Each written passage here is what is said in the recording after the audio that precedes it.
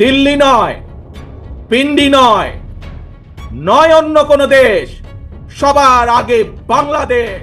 প্রিয় সমাবেশ বলুন, প্রিয় দেশবাসী বলুন, দিল্লি নয়, পিন্ডি নয়, নয় অন্য কোন দেশ, সবার আগে বাংলাদেশ। অন্তর্বর্তীকালীন সরকারের প্রতি আহ্বান, আগামী ডিসেম্বরের মধ্যেই জাতীয় নির্বাচন অনুষ্ঠিত হতে হবে।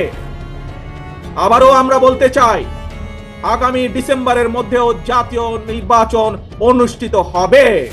আমরা দেখেছি আদালতের রায়ের প্রতি সম্মান না দেখিয়ে যারা ইশরাক হোসেনকে ঢাকা দক্ষিণের মেয়রের দায়িত্ব গ্রহণে বাধা সৃষ্টি করেছে, সেই স্বৈরাচারের সেই একই যে ঘটনা, সেটির পুনরাবৃত্তি আমরা দেখতে পাচ্ছি। ইশরাকের ক্ষমতা গ্রহণ বা ইশরাকের শপথ গ্রহণে বাধা সৃষ্টি করে আজ আমরা আবারও স্বৈরাচারী মানসিকতার বহিঃপ্রকাশ দেখতে পাচ্ছি। অন্তর্বর্তীকালীন সরকারের প্রতি আবারও আহ্বান জানিয়ে বলতে চাই, গণতান্ত্রিকামী জনগণ এবং গণতন্ত্রের পক্ষের রাজনৈতিক দলগুলোকে দয়া করে প্রতিপক্ষ বানাবেন না।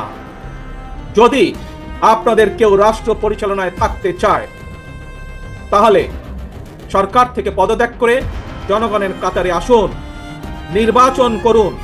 যদি ভবিষ্যতে নির্বাচনে জনগণের রায় পান, তাহলে আবার সরকারের দায়িত্ব গ্রহণ করুন।